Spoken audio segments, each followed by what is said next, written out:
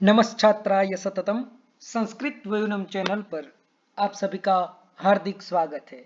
यदि आपने अभी तक संस्कृत वयूनम चैनल को सब्सक्राइब नहीं किया है तो सब्सक्राइब करें संस्कृत वयूनम चैनल। गंगा लहरी की इस श्रृंखला में हम अहर्निश माँ गंगा की जो स्तुति है वह एक एक पद्य से करते चले जा रहे हैं। आज तक हमने 8 पुष्प जो है, जो कि जगन्नाथ जी के द्वारा विरचित है, उनके माध्यम से हमने माँ गंगा की स्तुति की है। आज 9वां पुष्प जो है वह हम माँ गंगा के चरणों में समर्पित करते हैं।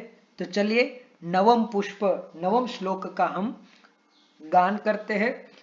यदन्तः खेलन्तो बहुलतर संतोष भरिता न काकानाकाधीश्वर नगर साकांक्ष मनसः निवासात् लोकानां जनिमरण शोकापहरणं तदेतत्ते तीरम् श्रमसमनधीरं भवतु नः तदेतत्ते तीरं श्रमसमनधीरं भवतु नः। पंडित राज जगन्नाथ जी इस पद्य की प्रथम 2 पंक्ति में कहते हैं, हे माँ गंगे, आपके तट पर जो कौवे निवास करते हैं वह कौवे नहीं है, लेकिन क्या है, वह साक्षात योगी जन है, महर्षि जन है, जिन्होंने कौवे का रूप धारण करके रखा है। और उनको, उन योगी जन को किसकी कामना है, तो नाकाधीश्वर नगर साकांक्ष मनसः। नाक यानी हुए स्वर्ग, और स्वर्ग का अधीश्वर कौन है, इंद्र, और इंद्र का जो नगर है, इंद्र लोक जो है, उनकी आकांक्षा रखने वाले। तो प्रथम 2 पंक्तियों का अन्वय कुछ इस प्रकार से होता है। यदन्तः खेलन्तः काकाः बहुलतर संतोष भरिताः सन्तः नाकाधीश्वर नगर साकांक्ष मनसः न आसन।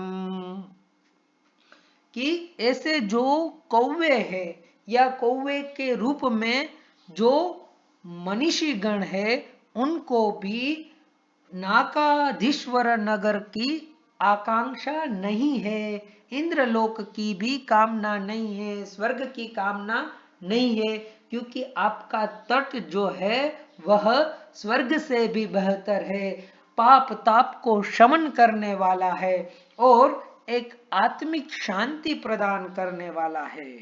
इसीलिए उन काकों को भी तिर्यक योनि में रहते हुए भी उनको कोई ऐषणा जो है, ऐशिक ऐषणा या फिर पारलौकिक ऐषणा जो है वो भी नहीं है। और आपने वेदांत पढ़ा होगा तो उसमें भी एक जो साधन चतुष्टय है, उसमें एक साधन बताया गया है, इहा मूत्र फल भोग विराम, यानी न तो इहलोक यानी इस धरातल पर हमें कोई कामना हो और न तो हमें परलोक की कामना हो। तो एक प्रकार से पंडित राज जगन्नाथ ने माँ गंगा की स्तुति करते हुए माँ गंगा को ही ब्रह्म रूप बनाकर जो है वह स्तुति की है, और सारी जो कामना है उनका अंत जो है उन्होंने दिखाया है।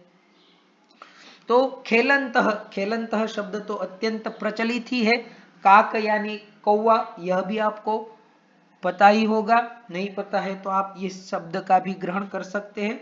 और आगे की 2 पंक्ति में कहते हैं, निवासात् लोकानां जनिमरण शोकापहरणम, कि जो लोग आपके तट पर आपके नजदीक निवास करते हैं, उनका जो जन्म और मरण का शोक है वह माँ आप अपहरण कर लेती है, यानी दूर कर देती है।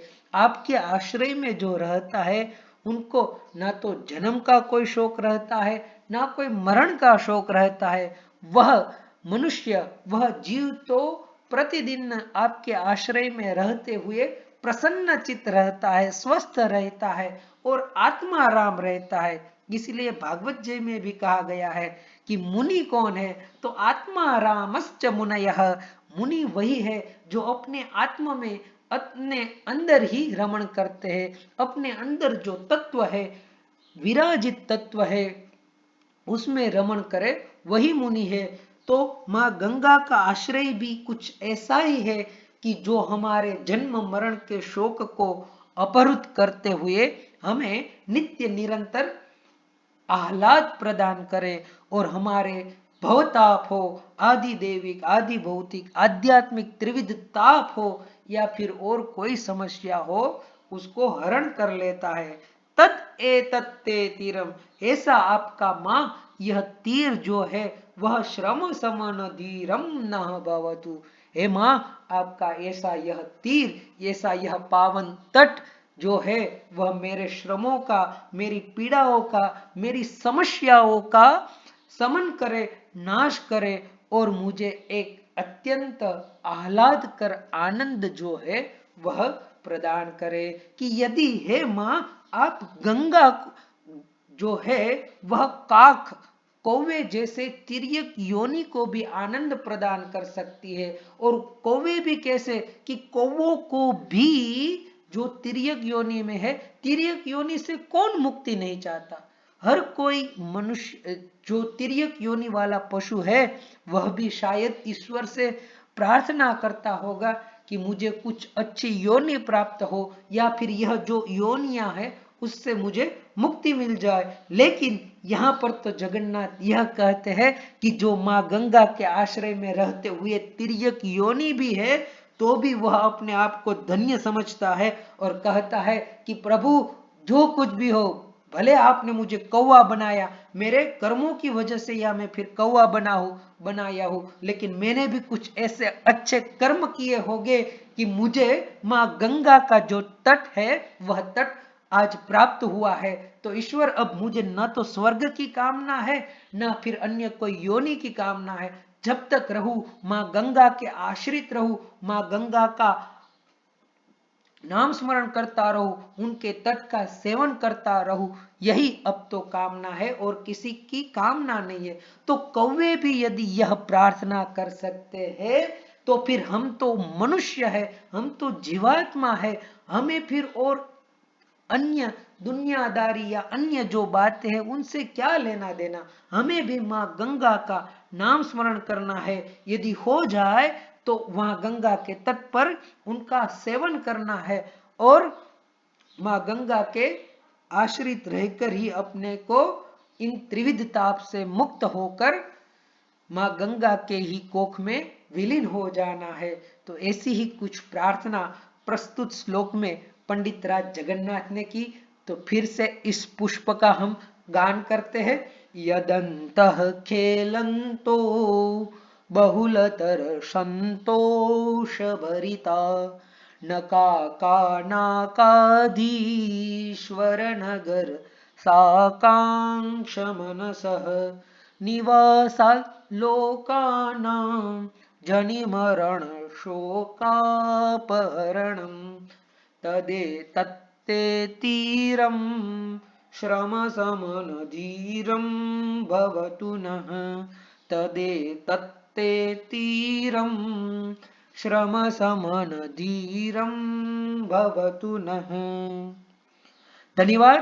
आपको यह वीडियो अच्छा लगा हो तो इस वीडियो को लाइक करें, अपने अन्य समूह में भी इसे प्रेषित करें, और अभी तक आपने संस्कृत वयुनम चैनल को सब्सक्राइब नहीं किया है तो ऐसे ही श्लोक और ऐसी ही स्तुतियां पढ़ने के लिए संस्कृत वयुनम चैनल को सब्सक्राइब करें। अस्तु।